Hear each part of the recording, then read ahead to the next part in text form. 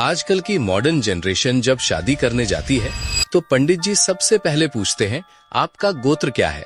कई लोगों को लगता है कि ये जातिवाद या पुराने जमाने का अंधविश्वास है। कहा जाता है कि एक ही गोत्र यानी सगोत्रा में लड़के और लड़की की शादी नहीं हो सकती, उन्हें भाई बहन माना जाता है। लेकिन क्या इसके पीछे कोई विज्ञान है? आइए मॉडर्न जेनेटिक्स को समझते हैं। इंसानी शरीर में 46 क्रोमोसोम्स होते हैं, 23 पिता से और 23 माता से। इनमें से 23वां जोड़ा सेक्स क्रोमोसोम होता है।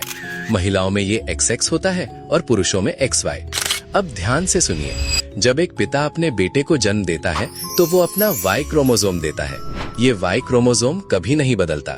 ये हजारों सालों तक पीढ़ी दर पीढ़ी पिता से बेटे में बिल्कुल अनचेंज्ड, बिना बदले ट्रांसफर होता रहता है।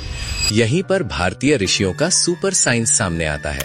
गोत्र और कुछ नहीं बल्कि इसी Y क्रोमोसोम को ट्रैक करने का हजारों साल पुराना सिस्टम है। हिंदू धर्म में 8 मुख्य गोत्र हैं जो सप्त ऋषियों यानी कश्यप, भारद्वाज, विश्वामित्र आदि के नाम पर हैं। अगर आपका गोत्र भारद्वाज है तो इसका मतलब है कि आपके अंदर जो Y क्रोमोसोम है वो सीधा हजारों साल पहले के ऋषि भारद्वाज के DNA से आया है। आप सचमुच उनके वंशज हैं। अब सवाल है, एक ही गोत्र में शादी क्यों नहीं करनी चाहिए? विज्ञान कहता है कि अगर एक ही जीन पूल यानी एक ही परिवार के DNA में बार बार शादी की जाए तो शरीर के अंदर छिपी हुई जानलेवा जेनेटिक बीमारियां यानी जेनेटिक रिसेसिव डिजीजेस एक्टिव हो जाती हैं। इसे विज्ञान की भाषा में इनब्रीडिंग डिप्रेशन कहते हैं। इसके कारण बच्चे अपाहिज, मंदबुद्धि या कलर ब्लाइंड पैदा हो सकते हैं। यूरोप के राजघरानों में आपस में शादी करने के कारण उनकी पूरी नस्ल बीमारियों से बर्बाद हो गई थी।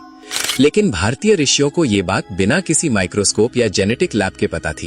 बीमारियों से बचने और एक हेल्दी DNA बनाने के लिए उन्होंने नियम बनाया, सगोत्र विवाह निषेध यानी no marriage in the same gotra. उन्होंने कहा कि 3 गोत्र छोड़कर शादी करो ताकि DNA में नयापन यानी डाइवर्सिटी आए और आने वाली पीढ़ी जेनेटिक रूप से मजबूत और बुद्धिमान पैदा हो। जिसे आज की जनरेशन पुरानी सोच कहती है, वो असल में दुनिया का सबसे पुराना और परफेक्ट जेनेटिक डेटाबेस है। ग्रेगर मेंडल यानी फादर ऑफ जेनेटिक्स ने DNA की खोज 19वीं सदी में की, लेकिन भारतीय ऋषि हजारों साल पहले हमारे DNA को सुरक्षित कर चुके थे। सनातन धर्म के इस अचूक विज्ञान को अपने परिवार के साथ शेयर करें तथा कमेंट्स में अपनी राय बताएं और फॉलो करें अनसीन भारतवर्ष।